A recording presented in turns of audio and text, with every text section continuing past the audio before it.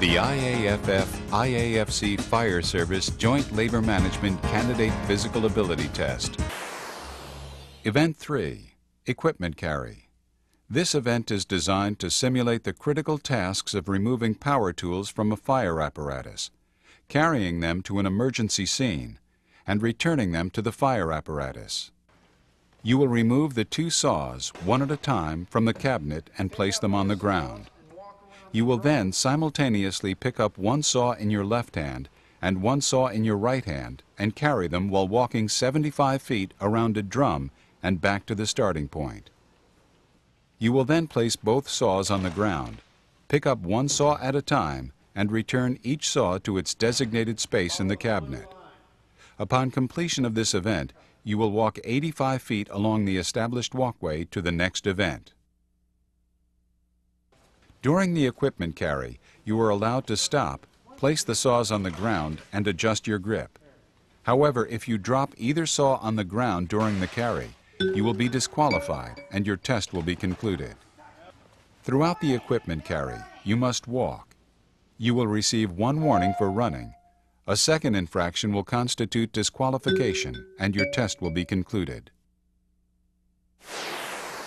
Event 4, Ladder Raise and Extension. This event is designed to simulate the critical tasks of placing a ground ladder at a fire structure and extending the ladder to a roof or window. You will walk to the end of a 24-foot aluminum extension ladder positioned on the ground. Lift the top rung of the unhinged end of the ladder from the ground and walk it up in a hand-over-hand fashion using each rung of the ladder until the ladder rests against the wall. If you miss any rung during the raise, you will receive 1 warning.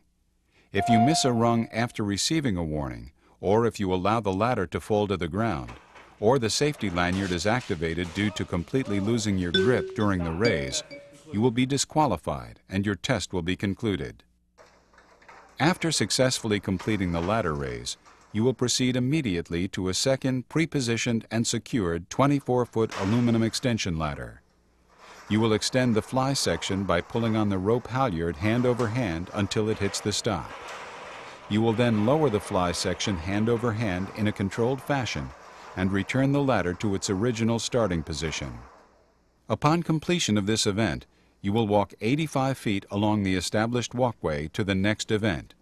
You must fully extend the ladder and maintain control of the ladder using the rope halyard in a hand-over-hand manner at all times. Failing to do so, or allowing the rope halyard to slip in an uncontrolled manner, will result in a disqualification and your test will be concluded. During the ladder extension, you must remain within the marked boundary lines. If you fail to do so, you will receive a warning. A second infraction will constitute disqualification and your test will be concluded. Event 5, Forcible Entry. This event is designed to simulate the critical tasks of using force to open a locked door or to breach a wall. You will use a 10-pound sledgehammer to strike the measuring device in the target area until the buzzer is activated. You will then place the sledgehammer on the ground. Upon completion of this event, you will walk 85 feet along the established walkway to the next event. If, while swinging the sledgehammer, you lose control of the sledgehammer and release it from both hands, you will be disqualified and your test will be concluded. Event 6, Search. This event is designed to simulate the critical task of searching for a fire victim in limited visibility and in an unpredictable area. You will crawl on your hands and knees through a tunnel maze that is 64 feet long and approximately 3 feet high and 4 feet wide. While in the tunnel, you will navigate around, over, and under obstacles. In addition, at 2 locations, you will crawl through narrowed portions where the dimensions of the tunnel have been reduced. Upon completion of this event, you will walk 85 feet along the established walkway to the next event. Throughout the maze, your movement will be monitored. If for any reason you choose to end the event, you may call out or rap sharply on the wall or ceiling of the tunnel, and you will be assisted out. Requiring assistance while in the maze, including the opening of an escape hatch or the entrance or exit cover, will result in disqualification and your test will be concluded. Event 7. Rescue. This event is designed to simulate the critical task of removing a victim or injured partner from a fire scene. You will grasp one or both handles of the shoulder harness attached to a 165-pound mannequin and drag it 35 feet around a pre-positioned drum. Make a 180-degree turn around the drum and continue an additional 35 feet until the entire mannequin has been dragged completely past the finish line. Upon completion of this event, you will walk 85 feet along the established walkway to the next event. During the rescue event, you are allowed to stop and adjust your grip if needed. The mannequin is permitted to come in contact with the drum. However, if you touch or rest on the drum at any time, you will be given a warning.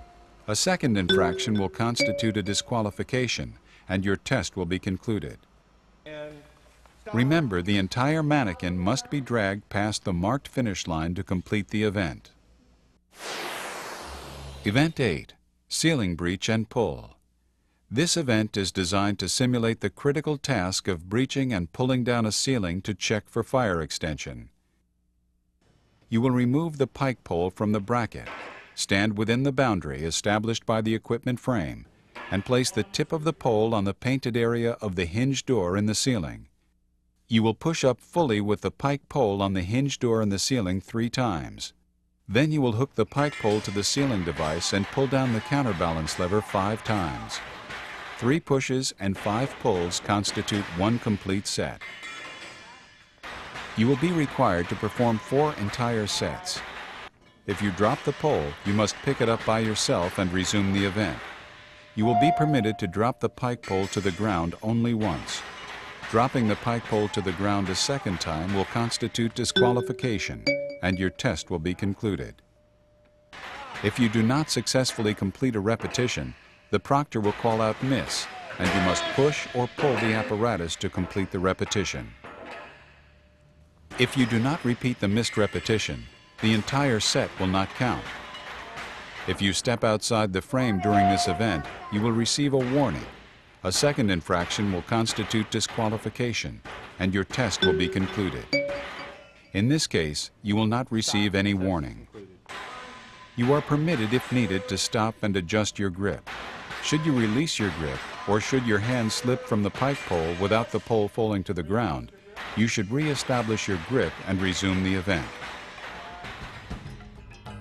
This concludes the description of all 8 events in the IAFF-IAFC Joint Labor Management Candidate Physical Ability Test. Remember, this is a timed test. You must pace yourself and be prepared to complete all 8 events in order, with a total test time that does not exceed 10 minutes and 20 seconds.